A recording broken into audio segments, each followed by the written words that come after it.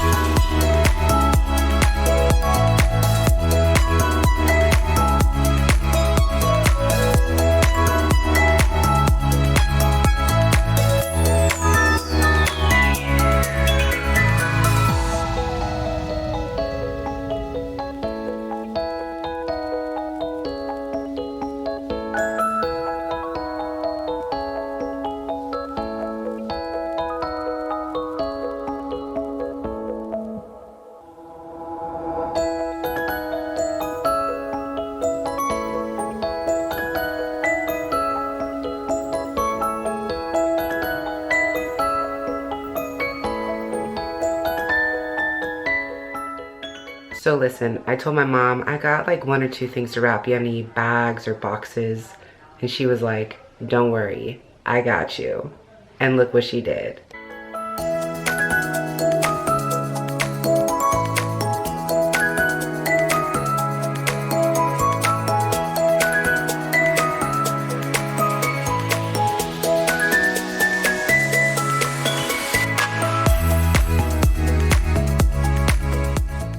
Also, more important context, Starla told me that she had gotten donuts from this new donut place by her apartment. And so I was like, now I want donuts. So I ordered some donuts.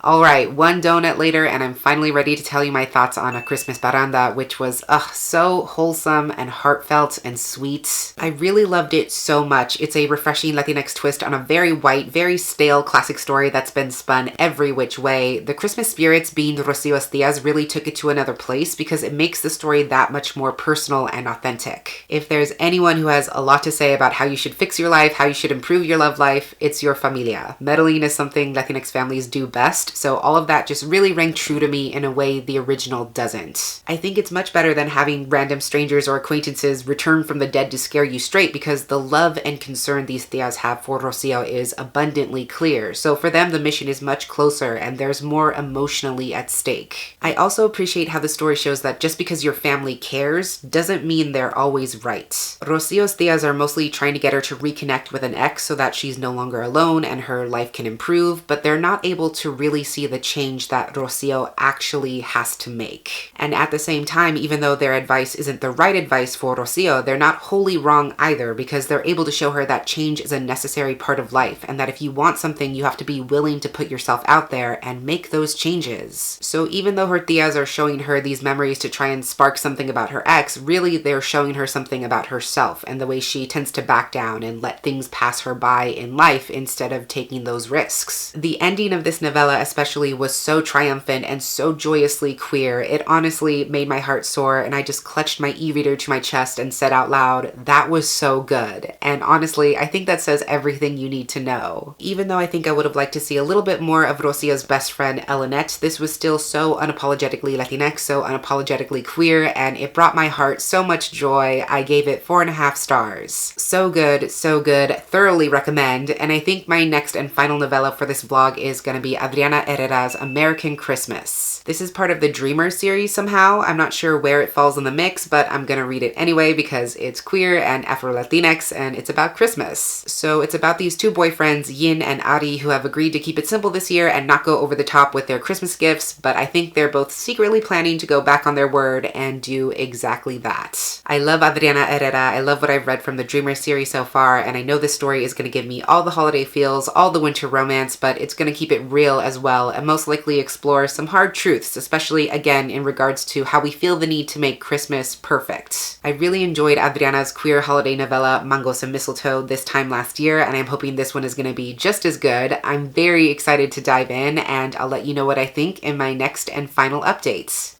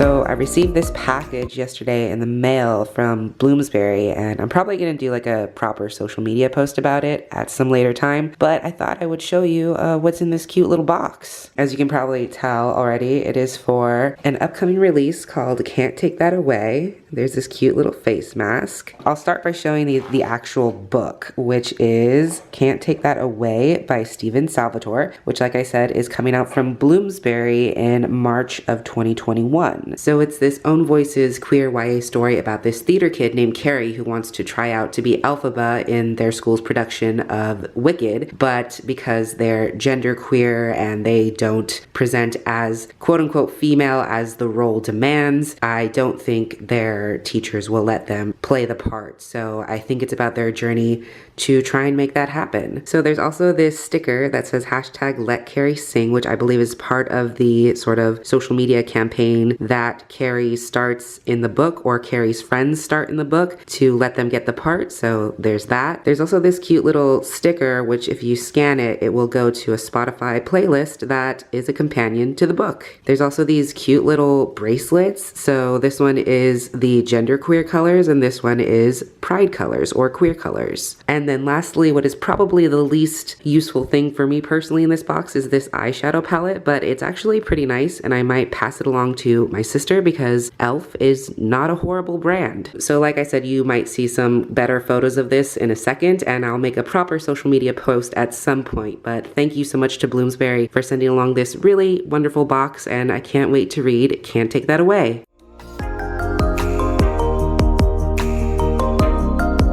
Alright friends, I have done the deed. I have read all the things. I spent most of yesterday editing, and then I had to wake up early for my virtual trans support group, which I do, and it was just really great and healing to be able to hold that space with my community. So I'm feeling really good, and I'm ready to share my thoughts on American Christmas. Before I forget, this does contain content warnings for graphic descriptions of sex, allusions to immigration detention centers, refugee camps, and internalized trauma relating to the immigration process. No surprise, I really enjoyed this. It was sort of like a modern multicultural take on The Gift of the Magi, which is a classic holiday story about this couple trying to surprise each other with Christmas gifts even though they don't have a lot of money, and then both of them end up giving up something important to them in order to give their loved one the perfect gift. Chances are you've heard some version of that story at some point, and I really enjoyed this exploration of those themes, especially because the story looks at both Yin and Ari as immigrants who have a lot of internalized trauma when it comes to materialism and spending habits. For Ari, he spent about a year in this immigration detention center where his access to a lot of things was defined by the money he did not have. So he internalized a lot of that and has put a lot of value on having money and saving money, which makes him hesitant when it comes to gifts. And Yin has a similar background, but they're both also dealing with the power complex that comes with gift giving, like that heady feeling that you have the power to make someone happy, that you know exactly what someone wants, and how good it feels when you make someone you love feel good. There's almost a hubris when it comes to gift giving, especially when you're thinking of it from the American perspective and considering how our capitalist